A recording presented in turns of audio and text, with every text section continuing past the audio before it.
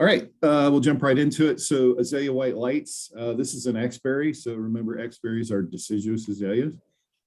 They lose all of their leaves over the winter. So you can see there the photo in the center, those big giant buds in there.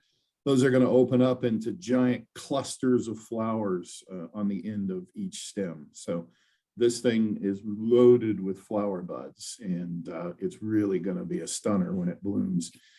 We don't have a huge amount of them. We got 276.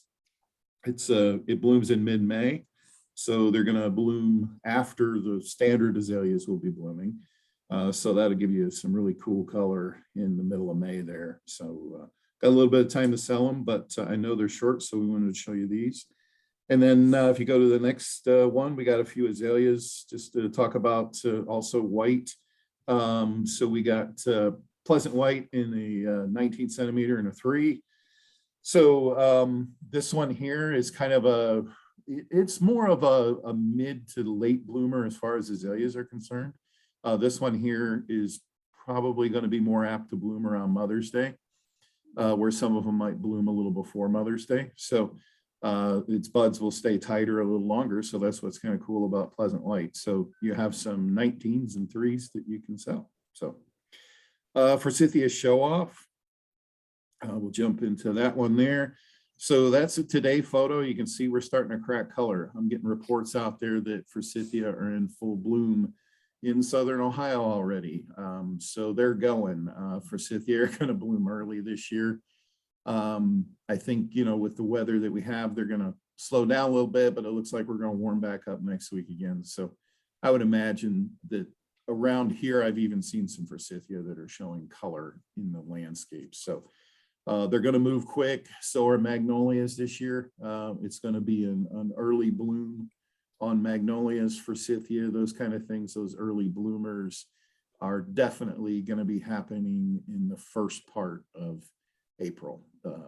Typically, they bloom mid-April to late April. So they're going to be a little bit earlier.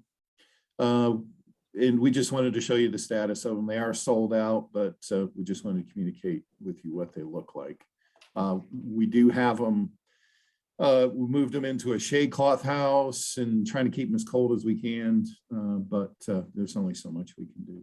So, but they're looking good.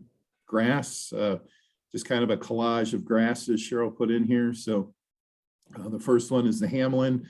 They are sold out, but we wanted to show you what you're gonna be shipping. So they look really nice. They got good color. The Carl Foresters in the middle there in spring, they're coming on. We should be able to move those into current pretty quick here. And I think she already has some in current. So we'll just keep moving them in, but they're coming on really well.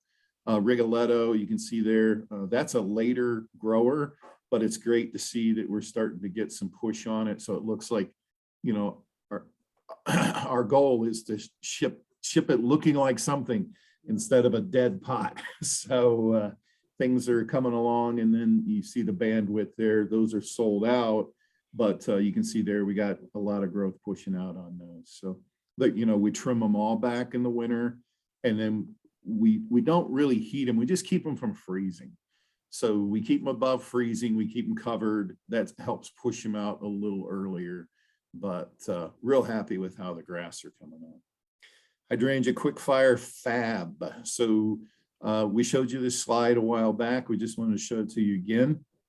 Quickfire is on the left, and Quickfire Fab is in the center there. And then Quickfire Fab is on the right as a dormant plant, which what they look like now. As far as Hydrangea paniculatus, it takes a long time for these to start to push any kind of leaf. So they are going to be sticks for a long time. So they usually don't start to push any kind of growth out until, end of April at the earliest. So we're a long ways away from seeing any kind of growth on the plant. So, but we do check them for viability. It's really easy to do that. Just scratch on the stem a little bit, make sure we're okay. They look great. They look like they came through winter great. So no issues.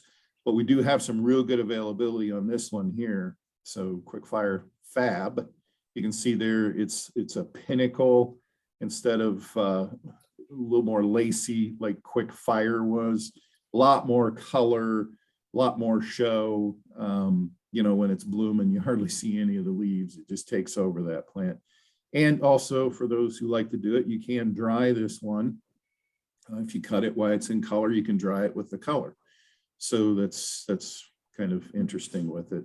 Long ways away from it blooming. You know, hydrangea paniculatas are summer bloomers, but we want to show you we got great opportunity here. Rhodie PJM Elite. So we decided to pull a few of these out. This is technically the next crop, but it really outperformed what we were expecting. Normally we trim these back. I had the guys grade out 300. They were too nice and just loaded with flower buds to really go through there and chop them out. So I had them high grade through it, pull out 300. It's not a huge amount. We put them as 12-inch. Our standard size is 15, but they're loaded with buds. Make sure people know what they're getting as a 12-inch, and the price is cheaper than the 15. So, you know, we tried to come up with a reasonable price there, but they're very short on the market. We don't have, you know, we sold out a long time ago. I just want to do everything I could to help bridge the gap. The ones we trimmed back, which is the main part of the crop, they needed it. They were almost too thin, but they'll pop and push out and they'll be ready for May after the bloom. So since we trimmed all those flowers off, they'll concentrate on their foliage and they'll put a lot of foliage out. So by mid-May, we'll be back in business, getting those shipped out, especially to the landscape market.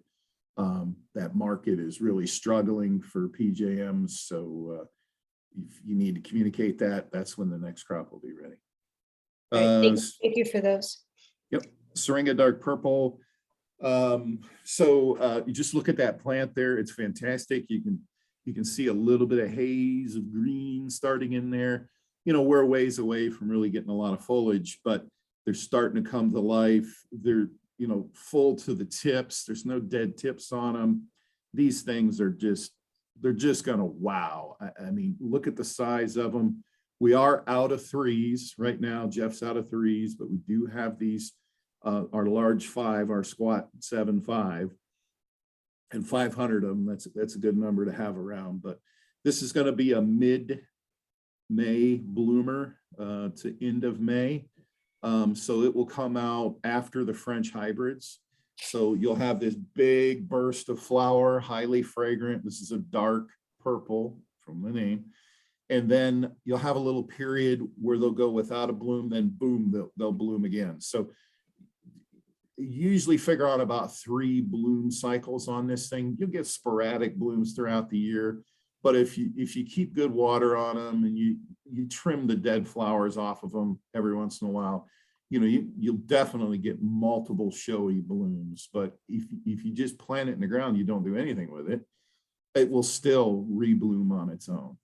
I'm very lazy in my landscape, so I have some nice big ones there. I don't trim them.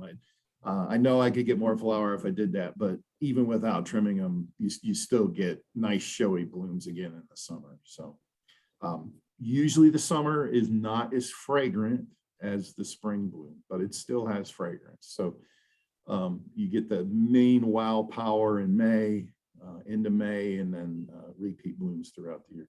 The nice thing about this one too is dark purple is later in the breeding process.